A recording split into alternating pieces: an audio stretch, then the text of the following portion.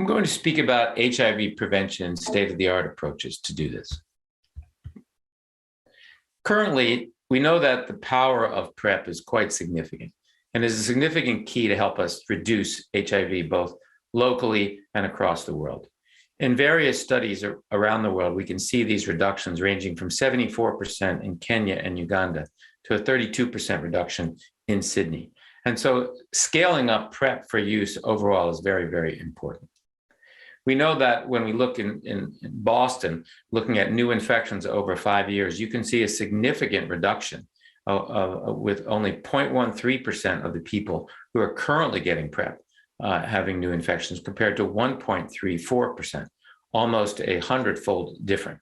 So we know that the ability for PrEP to work both in communities as well as in individual settings is very, very important. The relative risk of various exposures is something that patients have to understand when they're calculating their own risk and when they're thinking about starting HIV prevention. Looking at here, we see that insertive vaginal intercourse, the risk of 4 per 10,000 exposures compared to a blood transfusion, 9,000, 2050. So clearly blood transfusion is the much higher risk than would be insertive vaginal intercourse. And so patients have to understand these continuums of risk when deciding what's going to be appropriate for them. Now, one of the challenges that after a patient has understood perhaps what their risks are is getting providers that are going to be comfortable talking about sex. There's a well-known analogy that says people are more comfortable talking during sex than talking about sex. And providers are no different in this regard. You can see here that how comfortable people feel. You can see high levels of feeling very uncomfortable. Almost 20 to 30% of the providers were uncomfortable. And so we're not going to get at the kind of issues we need about provision of sexual wellness and of adequate prevention if we can't get past the point of being able to talk about this. Because it's hard to stay engaged once people start PrEP. This is looking at a clinic in San Francisco where you can see the retention results. And at the end of a period of over 3 to 4 months, only about a little under 40% of the patients who started were still in this. And the predictors of discontinuation, trans women were more likely to discontinue than MSM. Younger individuals, people who had missed visits, it's a very important marker. And so there's a variety of local solutions that can be tried. But the point is, staying in PrEP can be often very challenging. When starting PrEP, the key piece here is to go through all of the sexual history to understand what exposures were, to understand what the patient knows about STIs and STI testing, to talk about what behaviors are used for condoms. People will frequently say, oh, I use condoms all the time. But they're talking about insertive intercourse, be they MSM or heterosexual, but they're not talking about oral sex. So being very specific and talking about these different sexual practices and what level of protection there is really fundamental to making a difference. Now, when we talk about the timing of tests, this would be some of the tests that we would do before starting a person on PrEP. And what you can see here is that every 6 months or every 12 months, we're checking renal status. This is if they're using oral PrEP for TDF or TAF. And then when stopping PrEP, for folks afterwards, they're going to need various testing. And in fact, I'll get to some of the specific requirements for what happens with stopping for patients for injectables, but this is just for oral. So one of the key issues around starting PrEP is being able to ascertain that a patient is actually negative. So the first thing we do that sexual history. We find out if they have at least 2 to 3 exposures to unprotected sexual encounters, or if they had STIs, or if they're an HIV positive partner, or if they're injecting drugs. If any of those behaviors are described, or they're just telling you they have risk that they wish to, then beginning PrEP is a reasonable alternative. Now, one of the key issues is which test we're going to use to make sure a patient is negative. You can see here the antigen antibody test becomes positive as in the lab after about 17 days. But if it's a point of care test, it might not be until 3 weeks. Therefore, that window period of under 2 to 3 weeks, of less than 17 days, is not commented on by our existing serologies. Therefore, in situations where you're very concerned, an HIV RNA viral load would have to be taken during that time period. When we then look and see what is the time to positive HIV screen test after acute HIV infection, and you look and see these antibody tests, you can see that at about 21 days, you're only at about 50%. And at about 25 days, you're only at about 75%. It's not till you get close to a month and a half out that these antigen antibody tests really become predictive. And that's where the use of a HIV RNA test might come into play. And you'll see this reflected in the CDC guidelines that I'll show you at the end of our talk today. So the regimens, again, this is what we look at in the patient's documented negative test result. And that's why looking at the ability to decide if a patient could be having acute HIV, and if you'd like to do a viral load HIV RNA on them before you're doing all of the regular antigen antibody tests. No signs or symptoms of acute HIV as part of that, no contraindicated medications, and HPV status, because since patients start and stop their regimens while they're on this, you want to make sure that they're not discontinuing that when they're worried about HPV and starting and stopping, because that could cause an HPV flare. The two oral medications that have been approved are tenofovir, emtricitabine, and TAF. They are used based on if the creatinine clearance would be different, greater than 60 for TDF, greater than 30 for TAF-based.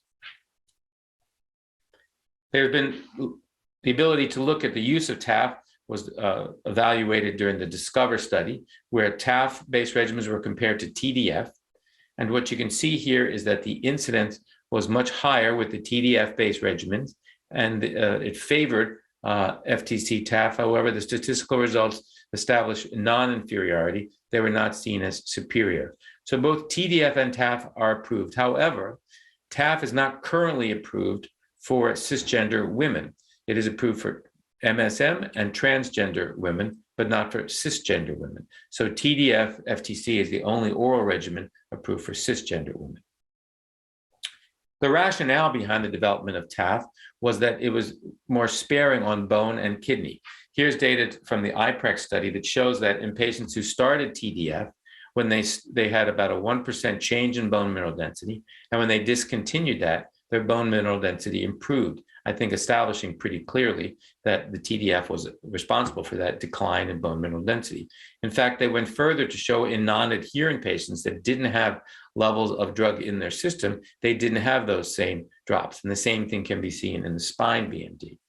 The corollary of this can also be seen in studies with renal function. In the DISCOVER study, you can see the differences in declines in GFR that are noted with the TDF-based regimens compared to FTAF. Now, the magnitude of these changes are small and not really that clinically different for most people. In fact, most of them show differences of 4 or 5 total in GFR. And though that is statistically significant, it may not be clinically significant for any given patient. In terms of the use of TAF, in terms of its impact on bone mass, this might be relevant for those under 25. You can see that peak bone mass is still being deposited up until age 25 for both male and females. And so certainly before the age of 25, the use of TAF may be suggested so as to not impair that bone deposition. Conversely, after 55, we start to see bone mineral density start to decrease. It decreases more rapidly in women after menopause at 55 than it does for men. So the consideration of a TAF-based regimen for the impact on bone deposition in younger folks, and then older folks, women starting at 55, men were not really clear what the right age would be, might also be an appropriate clinical consideration. And this just shows the declines in bone mineral density that were noted with TDF and different in those less than 25 and those over 25. So the current recommendations from the CDC are, if you're HIV positive sexual partner, and you're having anal or vaginal sex in the past 6 months, a bacterial STI, or a history of inconsistent or no condom use with sexual partners. And with IV drug users, they add in sharing injection equipment or using injection equipment. This would be the threshold for recommending PrEP. Now, one of the key issues here is going to be the adherence. These regimens only work if you take them. And there's been some data to suggest that TAF users had a higher rate of adherence compared to TDF, suggesting perhaps There was more side effects potentially with TDF and TAF, but I think the jury is not in on this yet, and so more data will have to be accumulated. But keep that in mind as the data develops. If we start seeing more infections with TDF-based TAF, it could be related to issues of adherence. And this study shows the various studies' efficacy. And you can see that in the studies that had lower relative reductions, such as VOICE and FemPrep, adherence was quite low. And in PROUD and Partners PrEP and TDF2, you see much greater adherence. This study also points that originally there was concerns that there were differences in gender based on performance, because VOICE and FemPrep involved women, and you can see that they were they had very low efficacy. But in fact, Partners PrEP also had women, and when you saw high adherence, the protection amongst women was even higher than for MSM in IPREX. So there is no difference in protection based on gender status. There is a difference in efficacy based on adherence. Now, there are also social determinants, and so stigma can clearly play a role in whether people are taking PrEP, whether they're seen as doing something not right by their partners, suggesting they might be having outside relations, whether they be seen as having promiscuous activity because they're worried about catching something from sex. It's different than the treatment paradigm. But I wanna certainly stress that in working with our patients on a global basis, that we understand that role of stigma in any given community, in any different country, and for any individual, and help them to get past that so that they're doing something proactive for their own health. And the other question about, does this matter in terms of racial concordance between providers and patients? Here we see in other diseases that there were some time differences between that. So I can't change the color of my skin when I'm talking to a patient. So in situations where you can have perhaps similar racial groups, that's great. But if you can, at least be sensitive to that so you can help at least address these and try and make the patient feel as respected and valued as possible. Now, there have been certain seroconverters on oral PrEP, and you can see here various cases and the kind of mutations, and they shouldn't be surprising. For the most part, they're going to always involve resistance to emtricitabine, M184V, and in some cases, even with resistance to tenofovir K65R, which is very uncommon, and potentially to outside resistance from patients who might have brought in resistance to a different class than somebody who was taking HIV prevention was on. And so there's a number of reasons. Suffice it to say, however, we've now used PrEP in well over hundreds of thousands of people, and there's not that many cases of resistance. And here in a study looking at clinical genotypes in this setting, we see very few incident infections as a source of this. In fact, most of the times we see resistance is because people didn't adequately rule out people when they were starting PrEP for being HIV negative. So it turns out they were positive when they entered. So one of the key ways to limit resistance is to make sure you're positive that an HIV negative patient is coming into the study and not somebody who is acutely infected, who's not showing positive serologies because of the limitations I showed you with the antigen antibody test. We know that in studies in Africa, where they looked at over 100,000 patients, they were able to find 208 patients who were seroconverting. You can see that the vast majority were under 24, but you can see patients with the development of resistance. And those patients who developed resistance were all in patients who had higher adherence, who had moderate adherence, almost one of the biggest groups. And so PrEP and those who had higher levels of drug could be seen as having perhaps that risk as well. And so it's very important to recognize that we have to be thoughtful about this risk, that we have to be careful about measuring and staying aware of this. This is why we do testing every 3 months to make sure a person hasn't become HIV positive.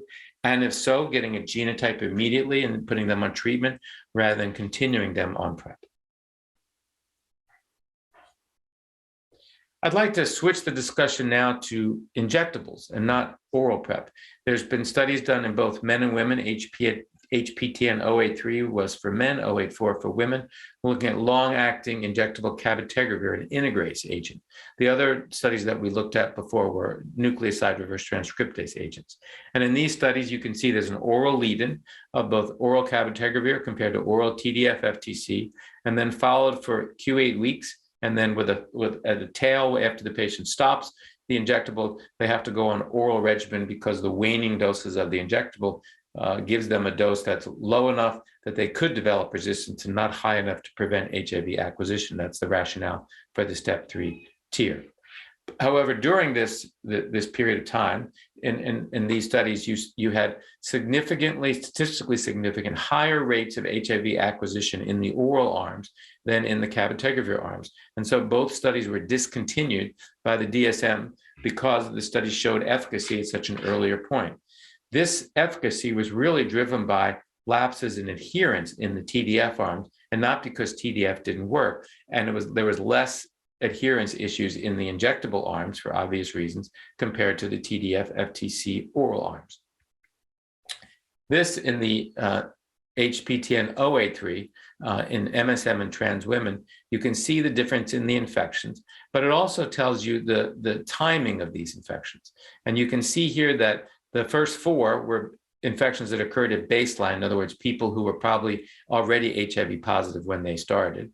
The second group were people who had a delay in their cavitegravir injections, so they managed to be non-adherent despite being on injections. The third group were infected during the oral lead-in, suggesting that maybe they got infected early on and what they didn't get adequate levels. And finally, the final 4 groups are groups that got infected while on their injectable regimen. The laboratory analysis of these infections showed that though it was very clear that you had infections and that this favored the cavitegravir arm, these infections occurred in a different time period, and they were a little bit different to diagnose than for a normal situation. The impact of injectables in terms of patient adherence can be understood by patient's choice. We see here looking at a study looking at 2,200 men in the American Men's Internet Survey, and you can see the likelihood of using long-acting PrEP was quite high. There was a clear preference for many of these people on using injectables compared to oral agents. The HPTN 084 study was the study for women. You see here the increased HIV incidence in the oral arm of TDF-FTC compared to cavitegravir, and these women had an 89% lower risk of infection. You can see here that the plasma concentrations over time for the oral regimen declined, and it's these declines in levels reflecting poor adherence that's responsible for the differences you see between cavitegravir. In patients who maintained adequate TDF-FTC levels, there were very few infections. It was only in the less adherent patients that we saw these differences, which then prejudiced the results to showing greater efficacy for the injectable arm compared to oral. Now, we talked a little bit before in 083 about some of the differences in how people get diagnosed. And I want to just pause here for a second because often the serologic signal for converting can be very much delayed because of the use of PrEP. And so here it was not seen till, a viral load was not seen till, in fact, it peaked to 6,300 for one of the patients. And another patient seroconverted with a reactive antigen antibody test out at week 33. All of the patients that you see here ended up being able to be suppressed. None of these 4 developed integrase resistance. And what it helps us understand is that there may have to be some different skills necessary to diagnose this. And so the use of viral load RNA testing instead of antigen antibody testing may play a prominent role in this. And this can be reflected in my final 2 slides. The first is, this is the summary of clinician guidance. And you can see here that identifying risk is the same as we talked about earlier. And for clinically eligible to start, no acute signs of HIV infection and a documented HIV antigen antibody test result within 1 week before initially prescribing. However, when we look at the follow-up starts to change, and this is for oral.